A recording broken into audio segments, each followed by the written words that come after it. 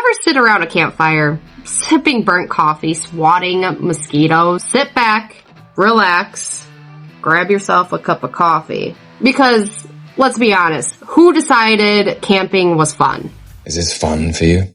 Like, seriously, at some point, humanity just went from, we must sleep outside to survive, to, let's spend money to sleep outside. And the guy responsible?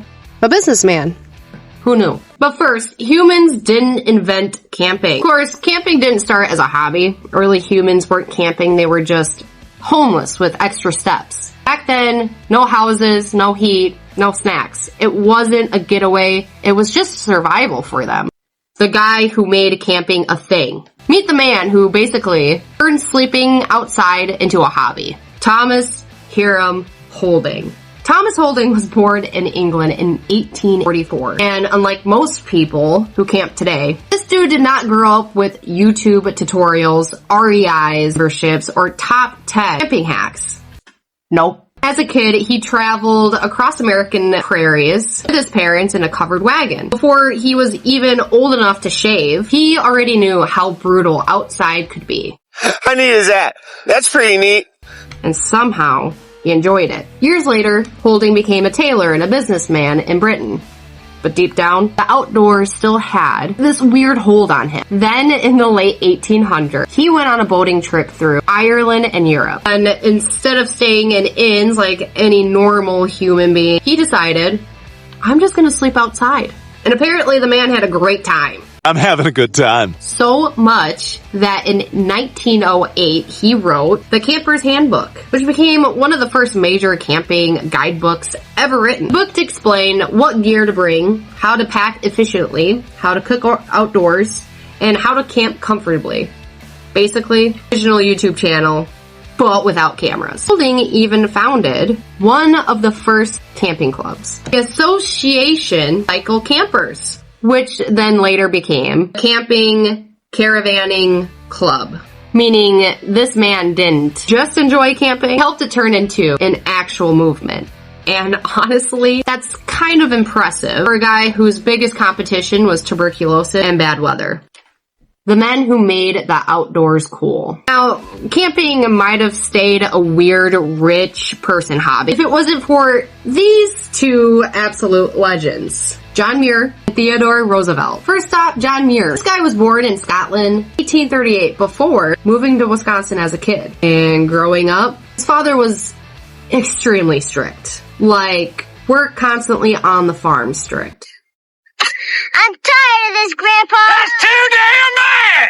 So, naturally, Muir escaped into nature every chance he got. And eventually, he completely fell in love with the wilderness. Muir would like to hike in the mountains, forests, glaciers, basically free soloing before it was cool. The man walked over 1,000 miles across America carrying almost nothing, which sounds inspirational until you realize that's basically just advanced homelessness. But Muir had one massive difference from everybody else. He believed that nature wasn't something to conquer. It was something to protect. And that idea changed America forever. Then enters Theodore Roosevelt. And this dude was basically the human version of black coffee adrenaline. Roosevelt was born in New York City in 1858. And as a kid, he had severe asthma. Doctors thought he'd grow up weak and sickly. Instead, the man became a rancher, a hunter, a soldier, a president, an explorer, and possibly the most aggressively outdoorsy human alive.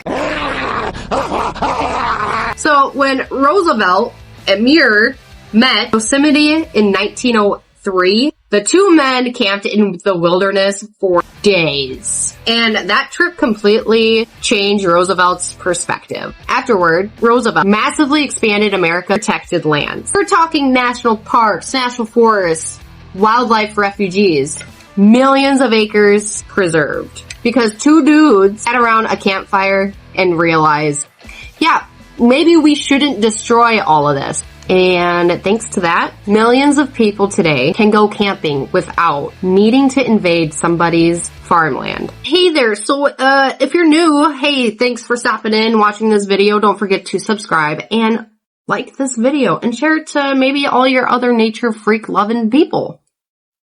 Camping becomes a culture. And then this guy came along, Robert Baden-Powell. And this dude helped turn camping from weird outdoor hobby into an entire culture. Robert Powell was born in England, 1857. And before he created the Boy Scouts, he was actually a British Army officer.